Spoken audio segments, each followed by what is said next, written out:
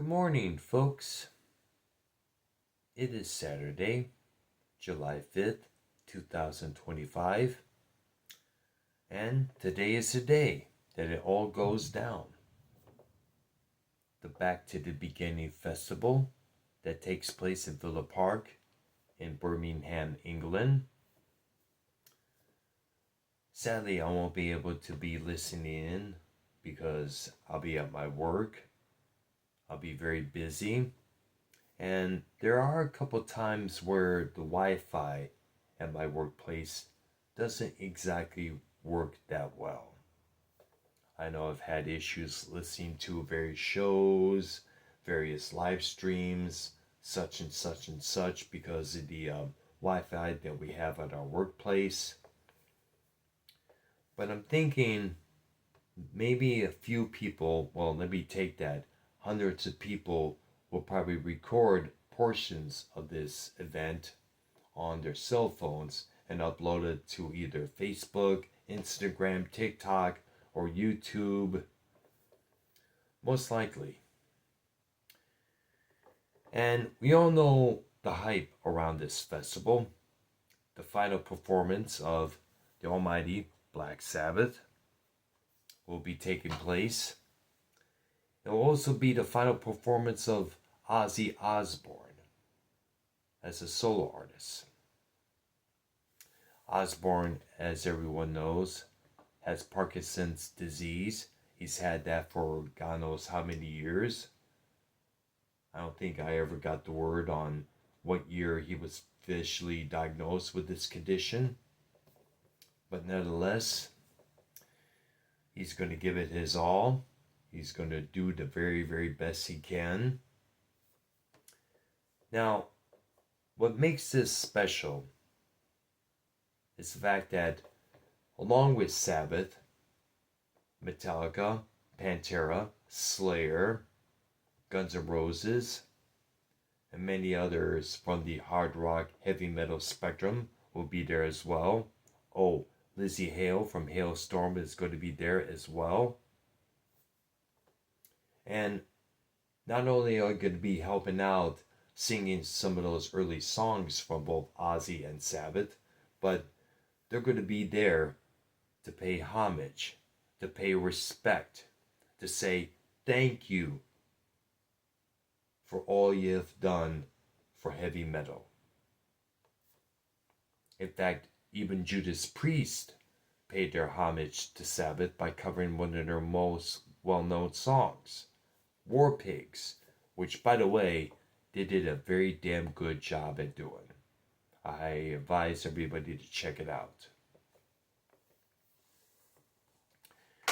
Now, I want to take these couple minutes to show my appreciation to Black Sabbath. As everybody knows, I've mentioned this many times, I discovered Black Sabbath from their first album in cassette form. I borrowed it from one of our neighbors. I listened to it many times. I was enchanted by the songs, the production, and most of all, the atmosphere that album generated for me. And I mentioned this a couple times, even this past Thursday night on Music Maniacs.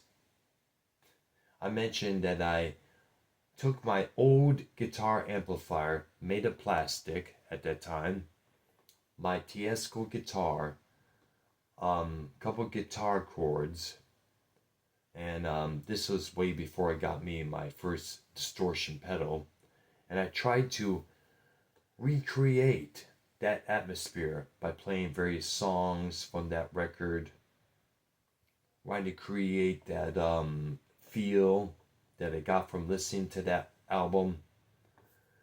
The problem was it was raining outside, which kind of added to that atmosphere, keep in mind. And there was also puddles of water on the floor of the garage. I could have got zapped, got killed, no more Earl, because of something stupid that he was doing at that time. But I did the smart thing.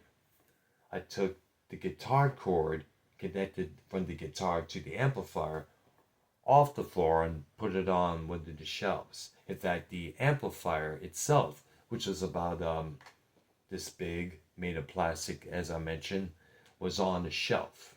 So I was able to keep myself out of harm's way. But you see how in depth, intent, how intrigued I was by the atmosphere of that first album. And then from then on, I picked up other albums from them on vinyl, of course. That was the main thing you had to get. It'll be later on when I would discover cassette tapes. I would pick up albums from the nearby record store, from Volume 4 to Sabbath Bloody Sabbath to the compilation We Sold Our Soul for Rock and Roll, Master of Reality, which to me is one of the big albums that helped influence the grunge rock scene in the early 1990s, without any doubt. The detuning, the lyrics, the many changes in the song's tempo, phenomenal. That album still remains today.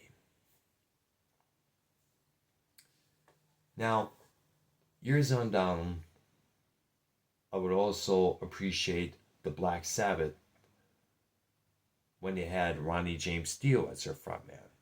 I had Mob Rules on cassette and vinyl as well. I also had Dehumanizer a year after it came out. Good album from them.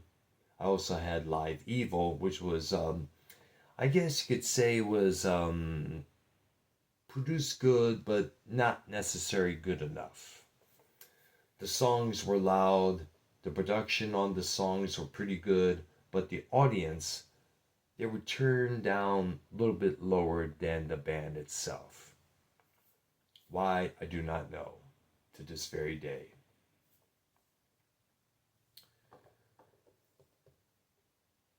I mentioned a few times about the album Born Again, just as well, with Ian Gillan, when he was their frontman for one album and one tour. I bragged how much I loved that album, saying that this is what a heavy metal album should be like. Loud, fast, brutal, in your face, obnoxious as hell. Of course, pretty soon we're going to get an official remix version of that album soon. They found the master tapes, and Tony Iommi is looking to remix that whole album. Have to wait and see how this new version sounds. And of course, we cannot forget the Tony Martin era. Albums like The Eternal Idol, Headless Cross, Tyr, spelled Tyr, Cross Purposes, Forbidden.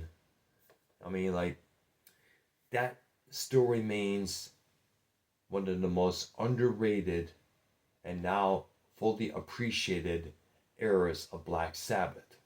And I say fully appreciated now because, as everybody knows, last year there was a 4-album box set spotlighting 4 of the 5 albums that they did with Tony Martin.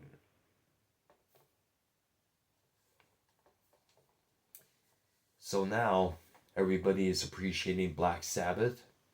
There's a Black Sabbath bridge in Birmingham.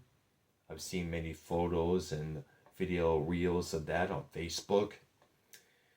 And of course, the wall where the band's logo, images of the band members are painted throughout the whole wall. In fact, I was watching a BBC News clip during lunch break today, and the guy who ran the bar where Black Sabbath started performing at, when they were still known as Earth, the owner of that bar received a plaque saying Birmingham, the birthplace of heavy metal. And it also featured on the plaque Black Sabbath and then names of the 4 original members. So now Black Sabbath is now appreciated 20 times more now than they were back in the day. And I can't help but wonder, but if all our parents who spoke out against Black Sabbath, saying that they're Satanists, they're devil worshippers, they contribute to the degrading of the youth of this nation, what would they think now if they were still here? When they see all this appreciation for the Sabs and what they did for hard rock heavy metal music. I know my mom would probably be like, she'd be bug-eyed and surprised and shocked because she believed that Black Sabbath were definitely devil worshippers. She believed the hype that was presented to her. But then again, this is a woman that if you told her that the moon was made of blue cheese instead of green, she believed it in a heartbeat. She would read something in some cheesy tabloid about this singer being this, when we all know the singer isn't, but she would believe it most definitely. Like I remember we were watching a Prince video and all my mom kept saying was, I can't believe Prince would go out with Kim Basinger, the actress, blah, blah, blah. She would mention that almost all the time. It's like, are you like a broken record, Momsy? But then again, that was the kind of person our mom was. Ignorant to the full T. It was years later when she realized they never were devil worshippers to begin with. All that stuff was done by the marketing and their record label in the UK. We all know that the first album had a gatefold featuring an upside down cross, a dark poem, credits of the who did this, who wrote that, names of the band members who played what, and along with the famous Black Sabbath logo. That gatefold wasn't allowed here in the States, as many my age would remember. It came out as a simple single sleeve. Enough said. Well, we all know now that that gatefold was the idea of the record label, Vertigo Records. In fact, the band were not approving of that themselves. But nevertheless, word caught on about the album and the atmosphere, and they were labeled Satan's right-hand men for how many years on down the line? Well, newsflash for you folks. Any evil that Black Sabbath sang about in their lyrics and their songs were against evil. Top notch. Pronto. Either way, I just want to personally thank Ozzy, Geezer, Bill, and Tony, and all the other members of Black Sabbath that joined afterwards, ranging from Ian Gillan, Ronnie James Dio, Glenn Hughes, Tony Martin, Cozy Powell, Dave Murray, and many other band members who came in and went. Thank you all for being a part of the almighty legacy of Black Sabbath. And thank you to the members of Black Sabbath, the original members, for being an inspiration to me for learning how to play heavy metal. You will not be forgotten. Your legacy will live on in decades ahead. Heavy metal will not die. We have many bands out there who will keep it thriving, keep it going for ages. Thank you, Black Sabbath. for everything you have done for each and every one of us. Thank you. And also thank you to Ozzy Osbourne for the great solo work that you have done throughout your years. Albums like Blizzard of Oz, Diary of a Madman, Bark of the Moon, Black Rain, Scream. Thank you for being a part of the Osbournes TV show. That was awesome to watch. Most definitely a good time was spent watching those episodes, without a question. And thank you to all the performers, musicians who played with Ozzy throughout the years. The late Lee Kerslake, Bob Daisley, Zakk Wylde, Jakey Lee, Randy Castillo,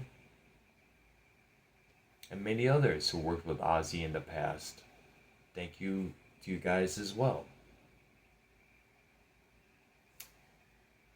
And that's it. About to hit the shower right now. Going to head to hay. Got work in a few hours from now. Subscribe to my channel. Hit that like button and that notification bell. Once again, thank you to Black Sabbath for everything. See you later.